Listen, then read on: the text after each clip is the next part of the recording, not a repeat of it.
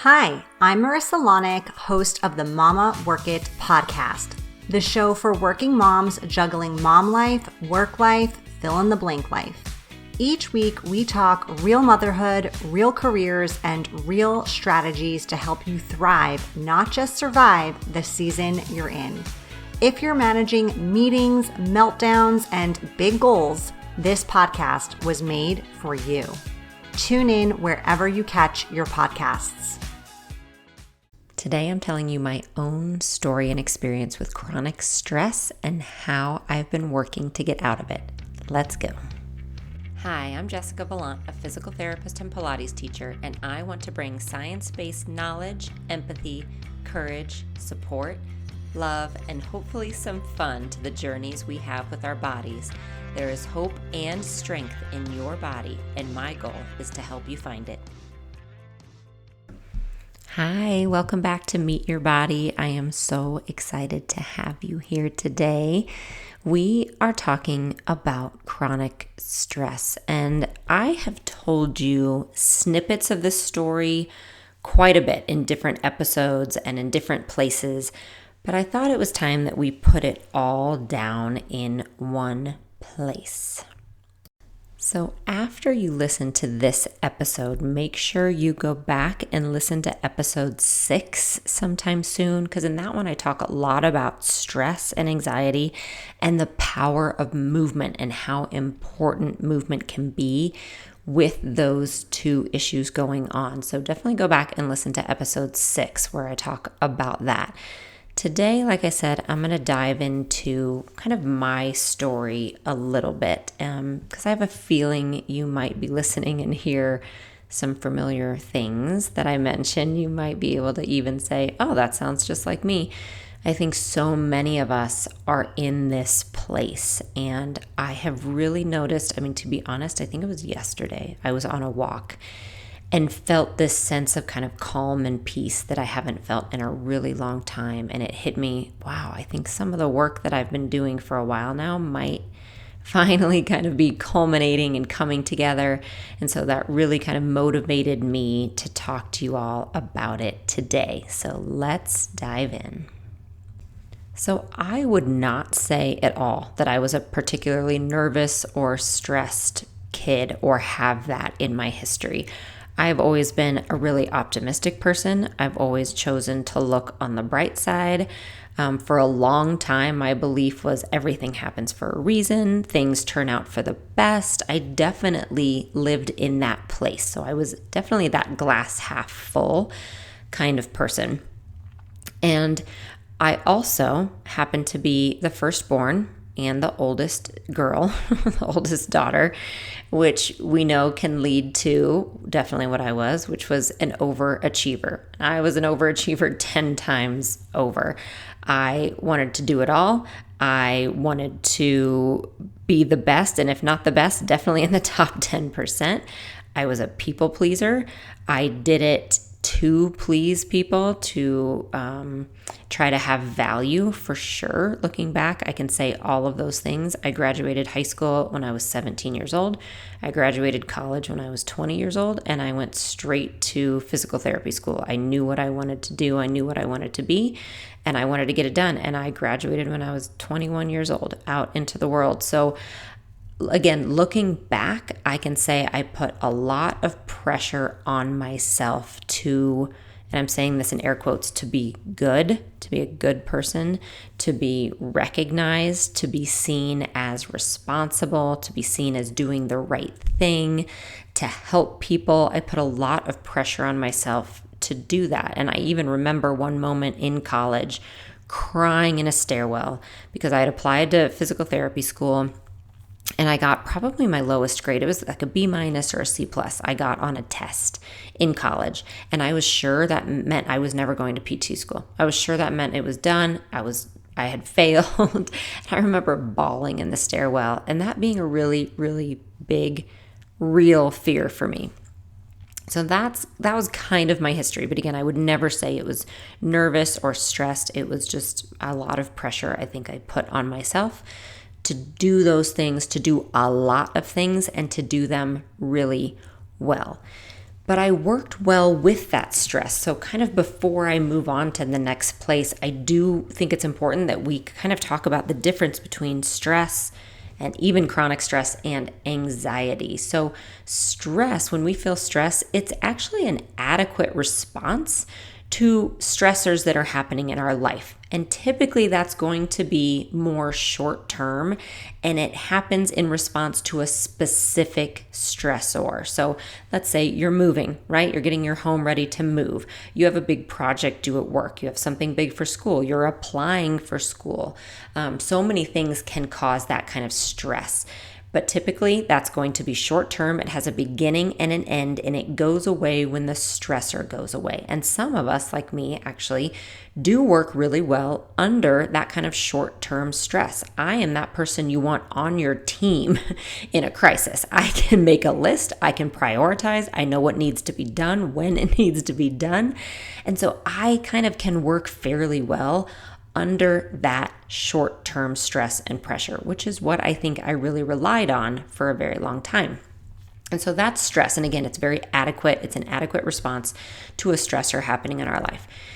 Then you can get into chronic stress. And I talk more about this in episode 6. So I'll just kind of gloss over it here. But chronic stress is where that stress becomes much more long-term, where maybe there's not an end to it. So instead of a work project, right, that's suddenly due, or an application where you get to find out how you did, right, there's a beginning and end to that stress, it becomes more chronic. So there's still a stressor happening. You know kind of what's causing it, but it becomes much more long-term. Let's say you have a long-term illness and you're always testing and awaiting results. That can definitely lead to chronic stress. Let's say you're in relationships, or it's family relationships that's causing that chronic stress for you, or a job that you don't want to be in. A lot of things, and especially in our society now, that stress really can lead to chronic stress, which can have a lot of detrimental effects on our health. But stress, even chronic stress, still would have that specific stressor that you can put your finger on. Anxiety, on the other hand, tends to be kind of characterized as this feeling of anxiety. It's this feeling of possibly fear, being unsure, those kind of things, that fight or flight response, but you don't know why. Like, you can't put your finger on why. There's not a stress or causing it. It's just this very general feeling of, I'm afraid, or things aren't right, or things aren't going to go well. That feeling that sits constantly in the pit of your stomach.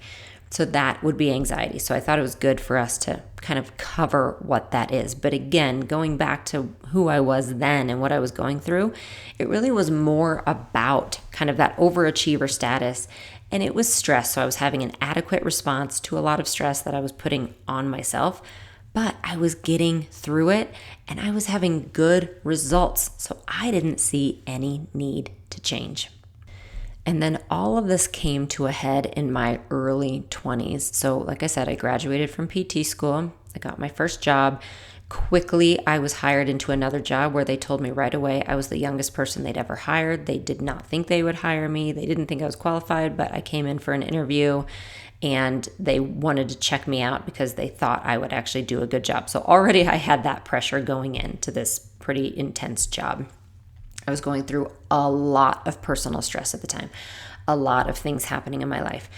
And with that, and a lot of hours worked and trying to prove myself, I started to make poor choices to try to, again, be that people pleaser and that overachiever. I started to make choices that affected my health. I wasn't eating very much. I was working a ton, so I wasn't eating a lot. I was definitely drinking too much alcohol. I wasn't sleeping very well. I was working constantly, as I said. And so that was building, unbeknownst to me at the time. Again, I just thought, I'm just dealing with this. I have strategies. They weren't good ones, but I have strategies to deal with all the stress. Just keep piling it on. I can do it. I'm the achiever. I'm the people pleaser. Just keep giving me more. And I remember it all came to a very big head. And one thing I noticed, I distinctly remember, is my hair started falling out. And that was the first thing that told me there's something not right here. Like, physically, I can't do this. Something is not going well. That, along with many other things, kind of told me I have to change some stuff here. So I made some really big life changes, and I went through therapy at that time. Again, it was my early 20s, and I truly believe therapy saved me at that time. I came out knowing inherently that I couldn't live to please everyone else anymore, that I had value in and of myself. It was really important time, and it truly turned that around for me. So again, this was probably mid-20s at this point, 24, 25. I learned that power that stress can have on our bodies, and it really gave me a different way to live and different strategies to deal with my stress. So I thought I was all good at that point. I came away truly, I can't even emphasize enough how much it changed the way I looked at myself and the way that I moved through the world. I changed jobs. I made different decisions. So I thought everything was going to be great at that point. And of course, I kept going through hard things, as we do. Absolutely. I was diagnosed with endometriosis and had my first surgery. I had a lot of health scares. I went through infertility and more surgeries. You guys know all of this in my story. So, of course, as we do, I went through more stress. But I think because of the strategies that I had learned at that point, it never got to a place of true chronic stress or true anxiety. And if it started to hit that line, which definitely sometimes it did, infertility was very, very hard on me personally. I definitely got close to those lines. Somehow either the situation changed or I was able to use some strategies to keep myself from getting to that edge again. Then in early 2019, we were living back in Denver, my husband and I and our two really young kids. And my father-in-law, who lived here in the area, passed away very, very suddenly and somewhat traumatically at the time. And we were put in charge of my mother-in-law's care, who had just in the very early stages of Alzheimer's. And it was literally overnight. She was living at home independently with my father-in-law, and the next day they were not. The next day they needed constant care, and he passed away, and we were in charge of finding that care. And again, as it happens for some of us, that short-term stress, it was a true stressor. Absolutely. We went through short-term stress and the things we needed to do, and we were able to do it because, again, I can work well under stress. My husband can. We're a good team. Our kids are amazing and tagged along with us everywhere we went. And so we were able absolutely to get it done as a team. Not understanding at the time, I think, how much of a toll it was taking out of us, because as you all know, when you're listening, you know, sometimes you just do what has to be done. There are times you cannot walk away from the stress. This is something that had to be done, and it had many facets to it. There was a lot going on at the time, in addition to taking care of her and settling the estate and so many things, but you do it because you have to do it. And so you put one foot in front of the other and you absolutely do it. And at the same time, we were trying to run our businesses and do everything that needed to be done. And then in late 2019, I had my hysterectomy, my most recent surgery, hysterectomy, prolapse repair. Absolutely, I felt prepared for it from an emotional level, still understanding how much physical stress it was. And it was right around that time, right after that, really, that it hit me that I was in fight or flight. And I had been since early 2019. And I shouldn't be anymore, because we were out of that immediate stress place. Like, we had dealt with what needed to be dealt with. My mother-in-law was in a facility close to us. We felt good about it. The estate was settled. All of that stuff that we had been doing on a constant daily basis was settled. So the stressor was gone. But it didn't matter. My body was still in constant fight or flight, and I felt it. I mean, it was literally like a buzz all the time in my body. Like, I felt reactive. What's happening? What's going to happen next? I don't know what's going to happen next. I can't sleep. I can't do anything else because I have to be ready for what's coming next. And that's what I really noticed. And I remember talking to my husband about it, and we said, gosh, we really need to work on getting down out of this. 2020 is our year. 2019 has been really hard. And so 2020 is our year. Like, we said that to each other in December. And then March of 2020 hit. We moved, by the way, we moved houses in March of 2020, and then the world shut down. And I can look back and kind of laugh, obviously, now, because we have to a little bit, but there was no coming down from that fight or flight for me. And so I don't know if it would have started the way it had in March of 2020 if I hadn't already been there, but I was already in that place and had just barely started to heal from my surgery. It was just barely getting, like, dipping my toe back into what life would look like recovered from surgery and after 2019 when the world shut down in March of 2020. And again, that was a real stressor, okay, for you as well. I am sure everyone has stories from that time. Everyone went through true stressors, right? We were all there. The world changed, real stress, real stressors came in. I felt like my mind was in 1,000 different places all at once. I was not sleeping. I was staying up late. We were constantly researching, right? We were on our phones all the time checking news, but also researching PPP loans and then all the different school regulations and keeping the kids home from school, and all of the things were happening at once. Again, real stressors, dealing with them. But what I found was I was not dealing with them in the efficient, healthy way that I had done in the past. I was again in that fight or flight already, and this took me into another level of fight or flight. And what I realized was I was in a place of anxiety, and I had my very first panic attack in that time. I remember sitting in the rocking chair in our room in the morning, and my heart started racing. And I went right into my husband, who's in the shower. I'm like, oh my gosh, my heart. I was checking my own heart rate, which I know how to do, and it was high. I'm usually low, and it was high. And I didn't understand it, and I took a shower, and it happened again, and it hit me. I'm having a panic attack. That is what's happening right now. My body is telling me, you need to pay attention. You need to pay attention, and you need to find some strategies here. I got to a place, and one of the ways I knew it was anxiety was I remember very specifically thinking about opening my email and almost wanting to throw up. I was so nervous about it. I'm like, I can't. I had so much fear around opening my email, and not even about a specific one. I had no idea what was going to be there, but I had gotten to the place I was so nervous. Nervous isn't even the right word. I was just so anxious and in that fight or flight all the time that my nervous system was truly dysregulated. And that's what that is. When you are having these nervous system responses to something that does not designate that kind of response, right? It wasn't someone in front of me with a knife. It wasn't a bear. It was my email.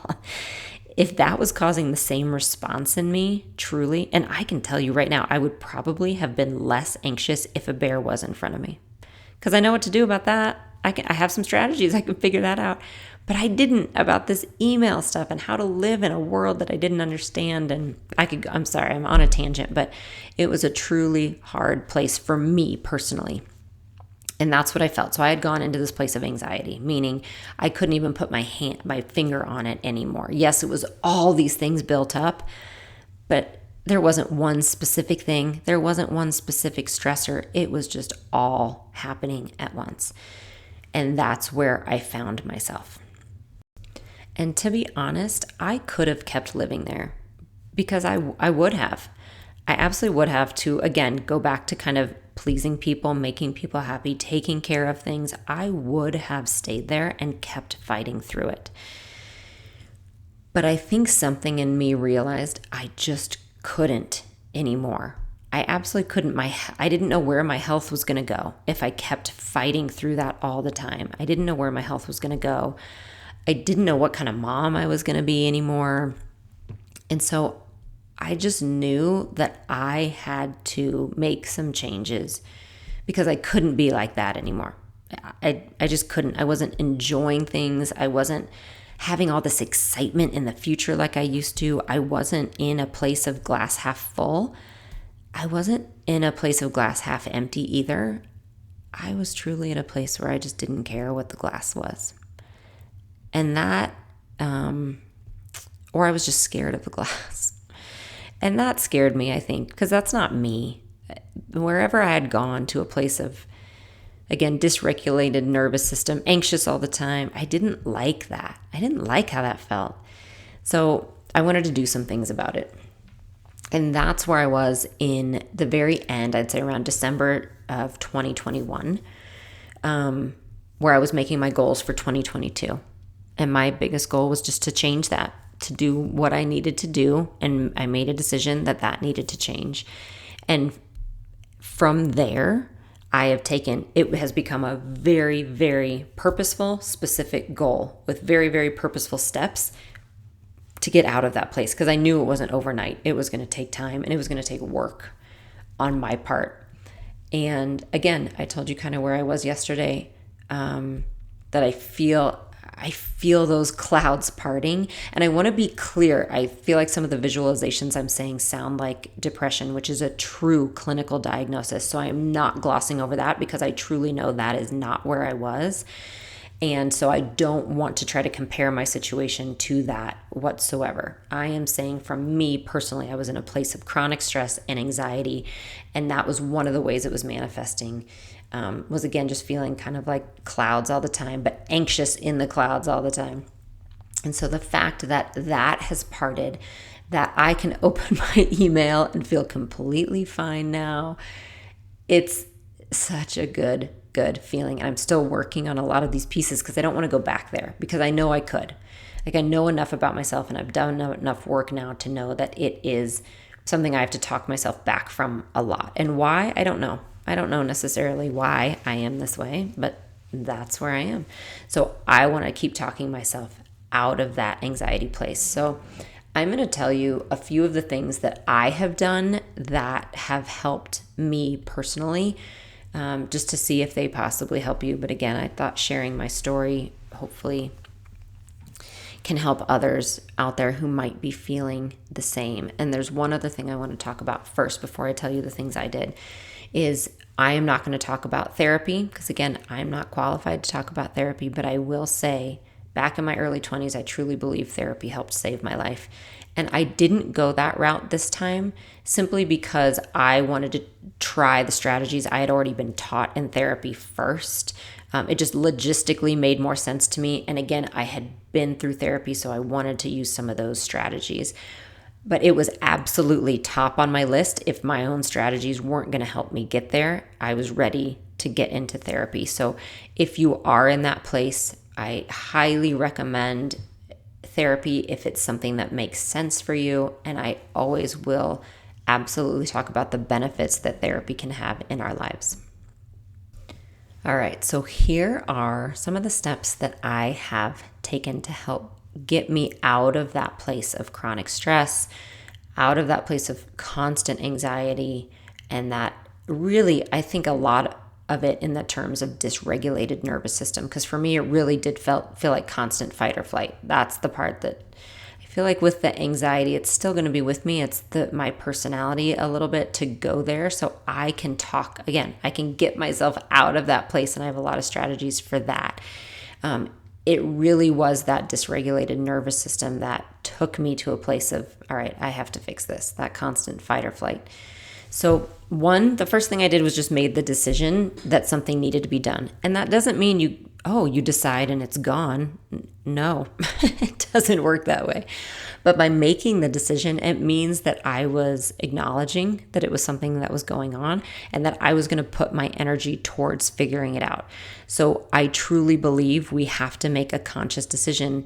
And this goes for anything, whether you're trying to add movement or fitness to your life, or you're trying to figure out an injury that you have, or you're trying to repair a relationship in your life, whatever it is, you truly have to make a conscious decision. And this is the same thing. So I recognized that it was a problem and I made a decision to work on it.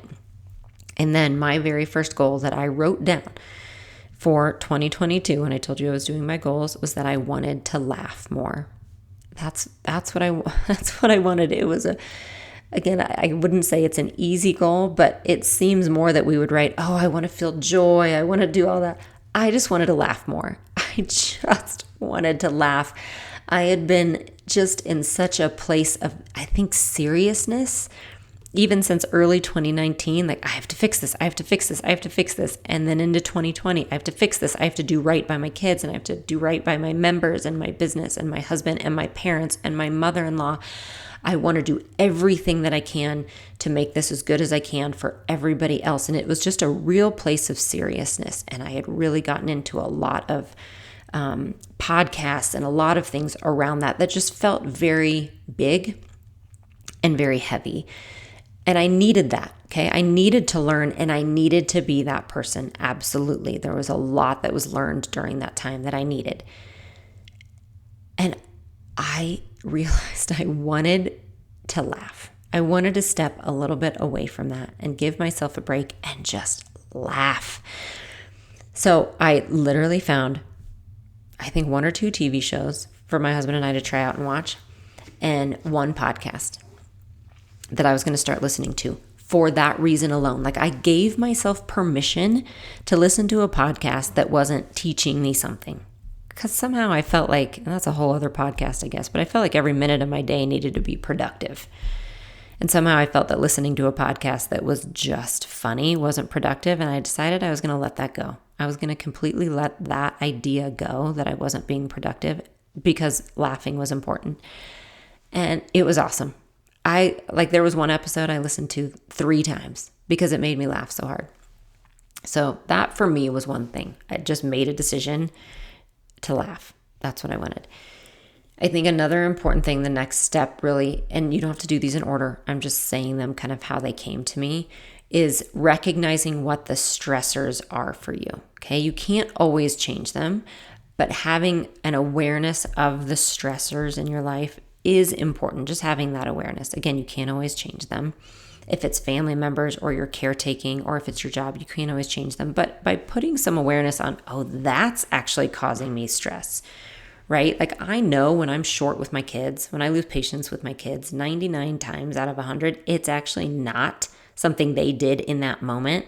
It's something that I'm upset about from an hour or 2 ago, either from, again, maybe a mean email I got, or maybe whatever, something happened out on the street. Maybe somebody cut me off. I don't know. But I have enough awareness to say, oh, that wasn't my stressor. My kid not making their bed wasn't really my stressor in this situation. It was that I was upset from 2 hours ago from that stressor. So have some awareness of your stressors. And for me, when I tried to put some awareness on it, a big part was social media. And I mean Instagram kind of specifically because that's where I am most of the time. It was social media. And when I look further into it, it wasn't social media itself, right? It was how I was using it, either too early in the morning, too late at night, taking too much of my identity from it, putting way too much stake in what people I had no idea who they were saying, following accounts I had no business following. So that's what I mean by social media. So I decided very specifically that, 1, I would unfollow any account that wasn't serving me in some way, shape, or form, educating me, either education, encouragement, something. So I did some unfollowing. But more than that, I decided I would not look at my phone before breakfast. I had stopped looking at my phone in bed. After dinner, stopped looking at my phone. Before breakfast, stopped looking at my phone. I didn't check email. I didn't check social media. I didn't check anything. And I have kept that habit till now, and I can't imagine changing it. And that's been really important because to me, when I'm on social media or if I get an email, I feel the immediate need to respond and answer.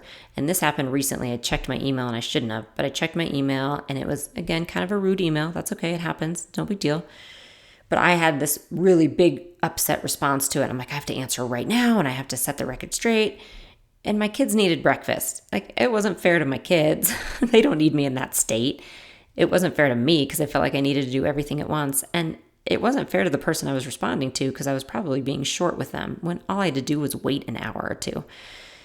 So again, that's just being aware of me and how I am and how that was a big service to stop doing that. So I cut my phone off from social media and work and emails after dinner and before breakfast. And that's not always possible for everyone, but at least keeping it out of bed was really, really helpful. So when we talk about what your body needs, a lot of times we talk about vitamins and minerals. Well, I'm sure you know what vitamins are. We talk about those a lot, but do you know what minerals are? Minerals are actually vital to your body. We need them for physical growth and to function optimally. For example, did you know calcium is a mineral? Magnesium is a mineral. Phosphorus is a mineral. We actually need these minerals for our entire body, but especially for our muscles and our bones. And Beam Minerals is an amazing way that you can get those minerals in an optimized way for your own body every single day. So Beam Minerals is a line of plant-based liquid minerals designed to help replenish the minerals your body needs every single day. It is like an amazing electrolyte plus more because, again, it's in an optimized form that your body can take. It is a liquid, and so you'll get these 2 bottles, and you will have a half capful of each every single day. So one is called Electrolyze, the other is Micro Boost, and they work together. So I've been using this, and you just take a half capful, and it's actually tasteless. So you can just have it on its own or put it in water. You'll follow the directions on the bottle, but you won't even know you're taking it. It is so easy in this way to get the minerals that you need. Again, to help support your bones, to help support your muscles. So if you're looking to boost the nutrients in your body, especially when it comes to minerals, Beam Minerals is an amazing way to do it. You can head to beamminerals.com/meetyourbody and use code meetyourbody for 20% off your first order. That's Beam Minerals. I'm going to spell it for you. BeamMinerals.com/meetyourbody and use code meetyourbody. Give Beam Minerals a try and discover why mineral replenishment could be the missing piece of your wellness routine. And now back to our show.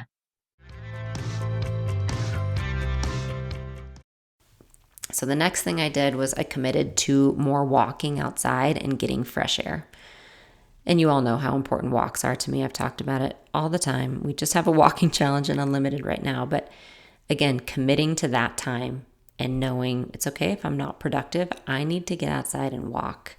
And I credit that for a huge part of my healing during all of this. Another thing is setting boundaries. I have read this and I think it's true. It holds true in my life. Any resentment that you find yourself feeling towards people can oftentimes be traced to you not having set a clear boundary with them. And I remember reading that. And again, this was back, I don't know why emails did this to me back then. This was back in 2020 when I felt just stressed on all levels. And I remember getting an email that was honestly a very valid email for this person to write. There was nothing wrong with it, except it set off this big resentment in me. And I realized it's because I just hadn't set a clear boundary around that. You know, whether it's the hours that you're available to talk, let's say your office hours, or let's say that it is a refund policy that you have, whatever it is, or what duties you have at work. Whatever it is, a lot of times when we're asked to do something or we feel a resentment, it's because we haven't set a boundary. And again, that was on me, right? That email showed me like, that's not this person coming at me. That's just me needing to be really clear on business or personal or parental or relationship boundaries. And so for me, a part of that was saying no to things. And as a people pleaser, that's tough. But I had to say no to some really, really big, important projects in my life because I knew that it was just putting me over the edge with stress. I did not have the capacity. That's all I kept hearing and myself say. I don't have the capacity for this. I just don't. I'm going to drop some ball along the way. And it can't be my kids. It can't be my husband. It can't be my business or Unlimited. I don't want it to be any of those things. And so what are some balls that I can voluntarily put down so that I can keep these other ones that mean so much to me going? And those were the boundaries and the no's I had to say. Another thing I focused on was sleep, because that was a big one, telling me I was over capacity. I was up till midnight or 1 a.m. every night working on my computer because I wouldn't work when I had them home, or when I was with them. So I would get them to sleep, and then my husband and I would sit on the couch and I'd work until midnight or 1 every single night. And that became my norm until I finally realized maybe that wasn't a good norm to have. Again, when you have to do it, you have to do it. And in early 2020, when there was no school and things were crazy, we had to do it. But I realized I was then at a point I didn't have to anymore, and I needed to change that habit, and I had to prioritize sleep. And that's still a hard one for me, but I'm working on it, and I know how important sleep is. Another thing that I make sure I focus on is eating. And we're all different. I'm not a nutritionist, so I'm not here to talk to you about what you should eat or anything like that. I just know myself. Okay, this is the biggest thing. You have to know yourself. With my endometriosis and my scar tissue in my abdomen, my eating is touch and go, whether I kind of feel nauseous or want to eat or don't want to eat. I just know that that can be touch and go a little bit of what sounds good. I also know when I'm really stressed, it's easy for me not to eat. Okay, my appetite actually goes down when I'm really stressed. I also know what happens to me when I do not eat, when I don't nourish myself, when I don't give myself calories. And it is not good. It's not good for any of us. It's not good for our health. It's not good for our capacity to deal with stress. It's not good for our sleep. It's not good for our patience levels. So I just made sure I was prioritizing eating and eating really good nutrients, fitting a lot of nutrients into small meals. So let's say I still didn't want to eat, either my stomach or whatever, I would make sure that I was packing in protein, calories, nutrients in my meals. And to be honest, it has helped a ton. Focusing on protein, focusing on filling myself up has been very helpful. It takes away the anxiety and makes it so doable. It makes me excited because I can put a name to it. I can put ideas to it. I can take steps towards that.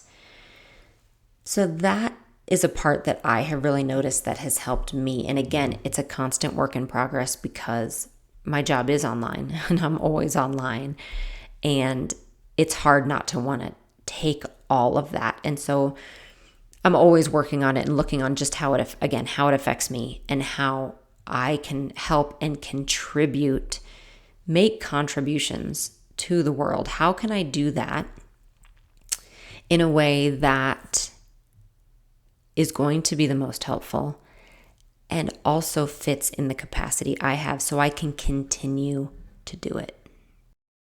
And I want to acknowledge and point out that these are the tips that specifically helped me with stress and chronic stress and those nervous system issues that were caused by what I would consider very typical life issues happening around me and how I processed them. This is not in any way trying to discuss abuse or abusive relationships or any kind of dehumanizing issues that are causing stress in your life. In those cases, please seek out the help that you need. So you have stuck with me for 36 minutes now, and I appreciate it so much. I appreciate you letting me talk to you and share things with you. I appreciate you in your car right now or walking or wherever you are. I am thankful.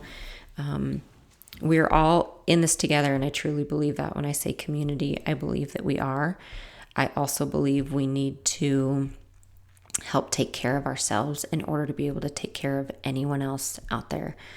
That means body, mind, spirit, all the above. We need to take care of our own body, our own mind, our own spirit. We need to take care of that in order to have the ability to take care of others. I hope some of the strategies I talked about today give you some ideas towards that for yourself. And I will talk to you again soon. Thank you so much for joining me today on Meet Your Body. If you have a moment, please consider rating and reviewing this podcast, as it helps us tremendously. For more resources and workouts, you can visit my website, jessicavalantpilates.com, or find me on YouTube or Instagram at Jessica Valant Pilates.